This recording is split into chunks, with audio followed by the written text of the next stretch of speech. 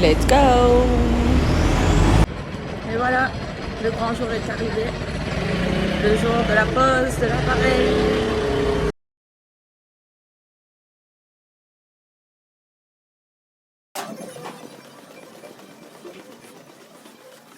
Bon bah ça y est, hein. Je pense que ça s'entend.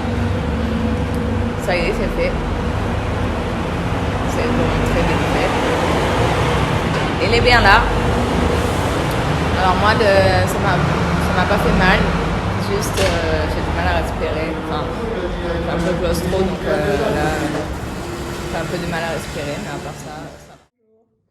Bon, ben, à mon avis, je dois attendre encore peut-être 1 heure et demie.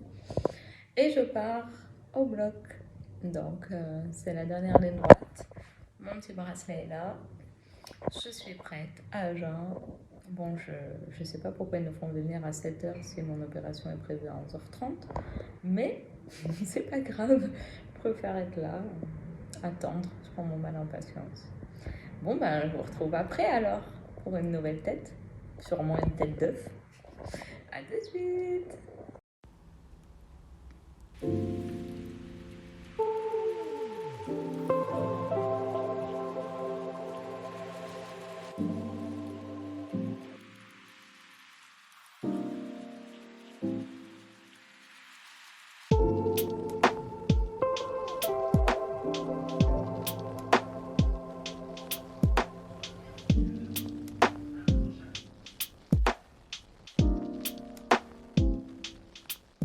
Salut les amis!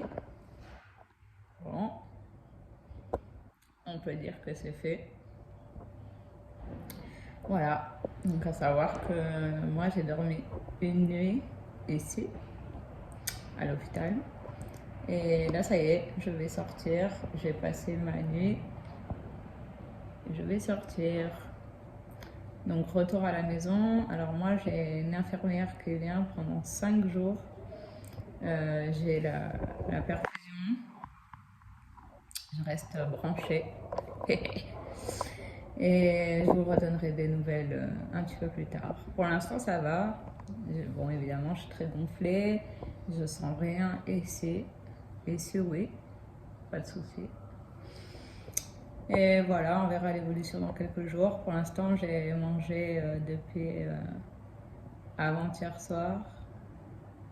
J'ai mangé un yaourt nature et la moitié d'une compote. Voilà, je me sens pas de faire mieux. Ah, j'ai du sang du nez qui arrive. Bon, bah, je vous dis à plus tard, les amis. Bisous.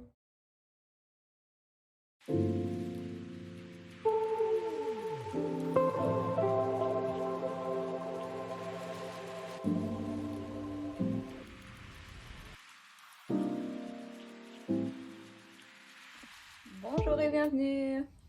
Alors, comme vous avez pu le constater et comme vous pouvez le voir, j'ai subi mon intervention, ma première intervention, la disjonction palatine. Donc avant de vous en parler et de vous donner des nouvelles par rapport à l'opération, je voulais rentrer un peu dans le vif du sujet, expliquer comment se passe une disjonction en fait. Chose que je n'ai pas expliqué dans ma précédente vidéo car je me suis concentrée sur expliquer comment je suis arrivée à ce traitement dans ma vie. Donc une disjonction, ça consiste à mettre un appareil au palais. Donc cet appareil va aider à écarter le palais à l'aide d'une clé qu'on insère dans cet appareil, qu'on actionne, et donc avec des tours de clé, ça va petit à petit ouvrir le palais. Donc pourquoi il faut subir une opération? Parce que la mandibule étant accrochée au crâne, cette action ne pourrait pas se faire sans cette opération. Donc durant l'opération, ils viennent sectionner ici la mandibule pour pouvoir permettre au palais petit à petit à s'agrandir, à s'élargir, donc avec les tours de clé qu'on va effectuer chaque jour. Ça dépend des gens. Il y a des gens qui se font opérer et qui ont de suite un écartement entre les dents. Donc chose qui n'est pas mon cas aujourd'hui, hein. Vous pouvez le voir. J'ai les dents à peu près comme avant. Il y a des gens qui gagnent la totalité de leur espacement durant l'opération et d'autres personnes juste un petit peu et doivent par la suite effectuer les tours de clé. Donc moi je pense que j'aurai pas mal de tours de clé à faire du coup vu que j'ai rien gagné pendant l'opération. J'ai rendez-vous demain avec mon chirurgien pour le premier tour. Donc je saurai à ce moment-là, je pense, avec mon ortho, tout ça, combien je dois gagner de millimètres entre mes dents. Parce que oui, mes dents vont s'écarter et je vais avoir autre que les dents du bonheur. C'est le but de cette disjonction, en fait, de pouvoir gagner de la place dans le palais. Donc il faut quand même savoir que cette opération se pratique beaucoup sur les enfants qui ont besoin d'avoir une disjonction. Juste les enfants ne passent pas par l'opération parce que c'est des enfants, ils sont en pleine croissance, ils ont encore leur os qui grandit et donc tout est encore élastique. Ils n'ont pas besoin de subir cette opération. Donc en étant adulte, tout s'est fixé, l'os est fixe pour notre vie. Et donc c'est pour ça qu'on a besoin de passer par cette opération. C'est un traitement un peu plus dur pour l'adulte que pour l'enfant pour donc ces raisons-là. Donc moi c'est vrai que quand j'ai appris que je devais subir cette disjonction, on sort du rendez-vous, c'est quand même un choc. Moi j'étais sous le choc, je me suis demandé pourquoi cette torture, pourquoi je dois m'infliger ça. J'ai foncé sur internet pour regarder un peu, pour m'expliquer, apprendre des choses et donc de là j'ai vu quand même une grande communauté qui explique bien et qui m'ont beaucoup renseigné sur ce traitement-là. Donc ça aide, ça rassure. Et donc c'est pour ça que je suis là aujourd'hui aussi à essayer d'expliquer tout ça au plus grand nombre et pouvoir, si possible, aider le plus grand nombre. À la fin de cette vidéo, j'insérerai des photos, que ce soit du disjoncteur ou de mes dents avant. Comme ça, on pourra essayer de faire un peu une évolution, de voir un avant-après. Et parce que bon, de toute façon, j'arrive pas à les insérer là au milieu de ma vidéo, donc je les mettrai à la fin. Donc en ce qui concerne mon opération, pour ma part, je suis rentrée à l'hôpital le matin et donc, comme j'expliquais auparavant, j'ai dormi une nuit sur place. C'est pas le cas de tout le monde. Je sais qu'il y a des gens qui ne font pas forcément cette nuit sur place. Ça dépend de votre chirurgien. Moi, son protocole inclut donc cette nuit sur place. Donc, bon, moi, ça m'a quand même rassurée dans le sens... Voilà, j'ai été suivie. Moi, ma peur, c'était de vomir en fait après l'opération. Et moi, après, je suis quelqu'un comme ça, je suis facilement malade de ce côté-là quand j'ai quelque chose. Et ça va pas louper. Fatalité, j'ai dû vomir peut-être 15 fois durant cette nuit-là. Donc, quand je dis vomir, c'est pas voilà, de la nourriture, vous avez rien dans le ventre. On est à jeun. Donc c'est vraiment du sang et tout ce qui peut tomber dans la gorge. Vous êtes intubé par le nez et donc tout ce sang et ces croûtes qui s'accumulent et qui tombent dans le ventre, dans l'estomac, font donc des rejets. C'est plus des rejets d'ailleurs que des vomissements. Donc j'en ai eu pas mal. Ça ne m'a rien causé au niveau, on va dire, étouffement ou toutes les choses que j'appréhendais en fait. Ça se fait plutôt facilement entre guillemets, même si forcément j'ai pas passé la meilleure des nuits.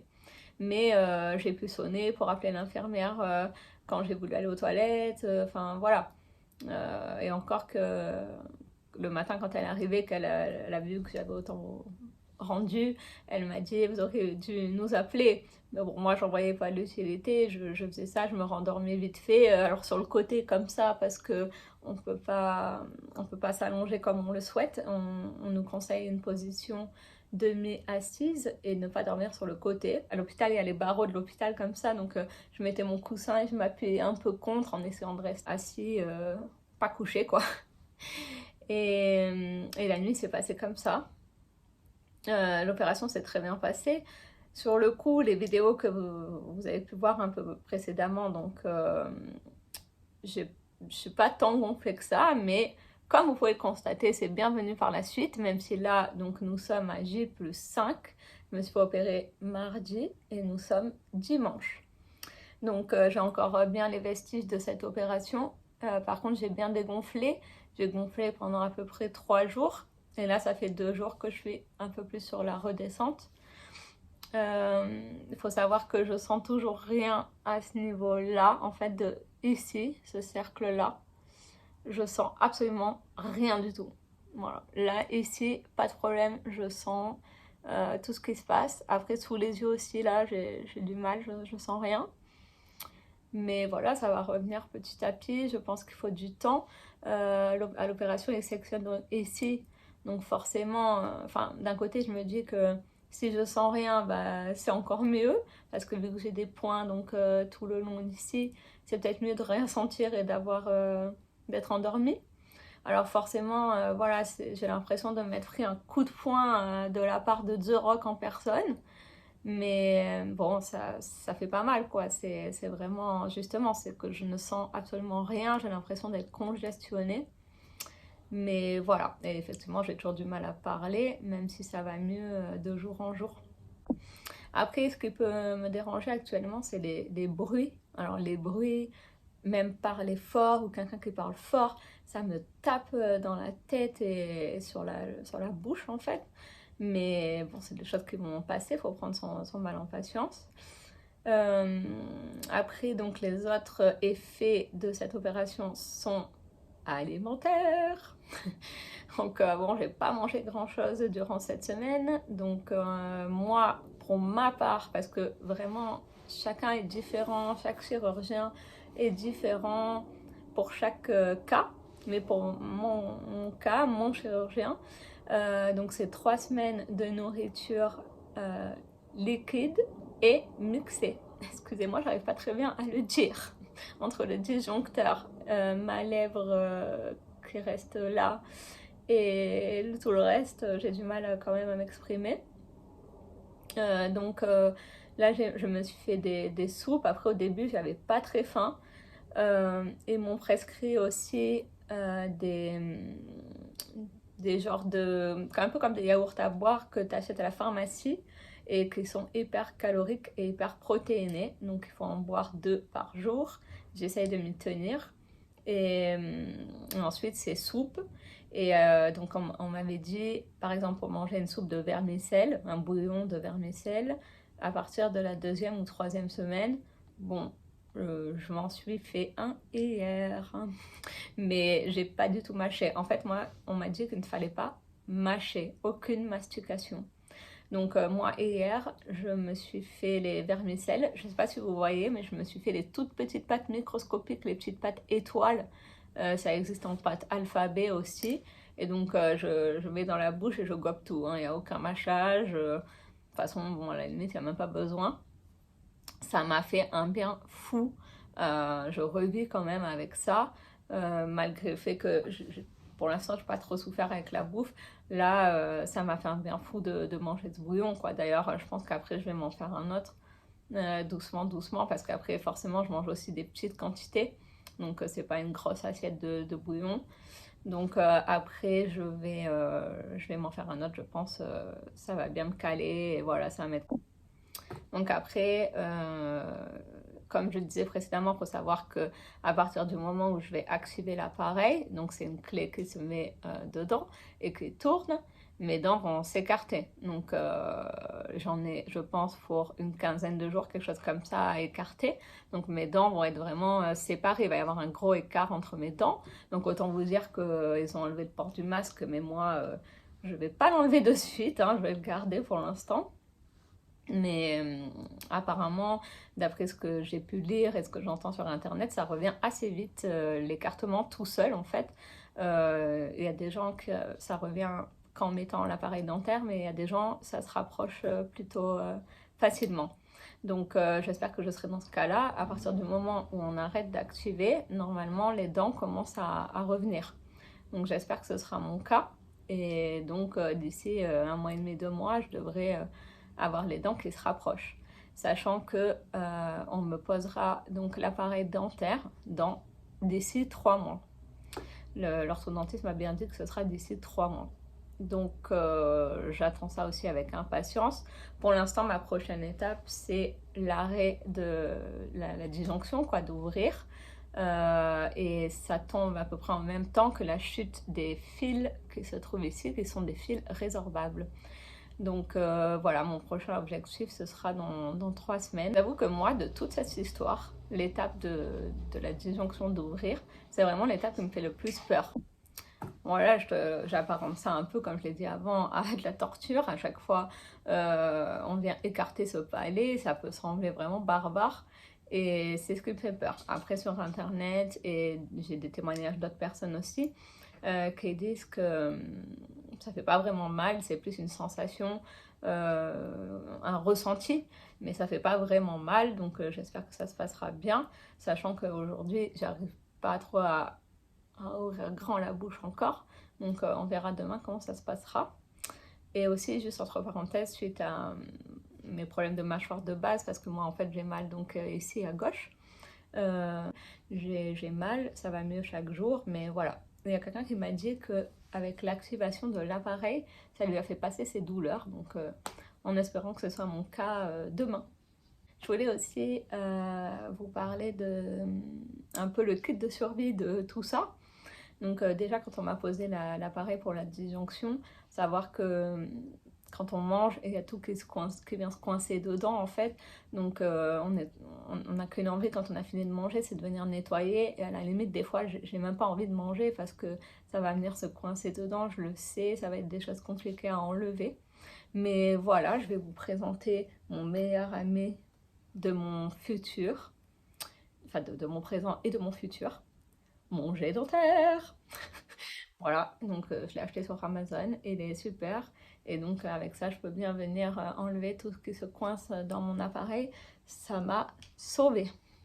Après, donc la suite à l'opération, forcément, j'ai du mal à me brosser les dents. Donc les 3 premiers jours, on m'a dit carrément de ne pas me brosser les dents. C'est que des bains de bouche.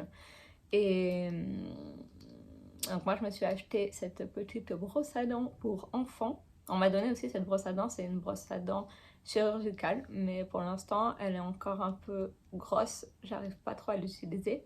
Donc j'utilise cette petite brosse à dents surtout sur les dents du bas, parce que en bas, donc j'ai rien. Donc j'essaie de me brosser les dents vraiment bien en bas. Et tout doucement, je viens frotter mon appareil pour voilà, enlever un peu, comme hier j'ai mangé les petites pâtes par exemple. Donc voilà mon petit kit de survie du moment. Après aussi, je vous montrerai à la fin, là, je vous mettrai une petite vidéo de tous les médicaments que j'ai. Oui, parce que voilà, c'est ça que j'ai oublié. Il faut savoir que donc suite à mon opération, j'ai passé une nuit sur place. Et ensuite, pendant 5 jours, j'avais un protocole à la maison. Donc une infirmière qui vient matin et soir pour m'administrer des médicaments par perfusion. Donc perfusion que j'ai gardée à la sortie de l'hôpital et que j'ai toujours aujourd'hui. On me l'enlève demain matin, donc j'ai très hâte d'être à demain. C'est vraiment l'ascenseur émotionnel parce que demain matin on m'enlève la perf, donc ça je suis ravie. Et l'après-midi on va m'activer l'appareil et donc ça je suis moins ravie. Mais voilà, donc je vous montrerai un peu la masse de médicaments qu'il y avait chez moi, qu'il y a chez moi. Et donc quand elle arrive avec tout ça, c'est vrai que ça fait un peu peur. On se dit wow, mais attends, c'est quoi ça? Mais voilà, bon, finalement, ils ont utilisé, je crois, le quart de ce qu'il y avait parce qu'ils prévoient, si par exemple, je sais pas, ils doivent changer la perf et ils doivent vous reperfuser, des choses comme ça, chose qui n'a pas du tout été mon cas. Moi, j'ai grave la trouée des piqûres. Donc, à l'hôpital, une de mes premières questions a été est-ce que je garde bien ma perf vous me percez une fois et je la garde jusqu'à chez moi à la fin du traitement, quoi. Donc, ils m'ont de suite dit que oui. Et j'ai bien insisté là-dessus en disant que c'était hors de question qu'ils me la retirent et qu'on me le refasse chez moi. Donc voilà, demain, dernier jour de mon infirmier, je suis contente, j'ai hâte d'avancer dans le temps. Comme je vous ai dit, ma prochaine étape, ce sera dans 3 semaines à la fin de mon activation.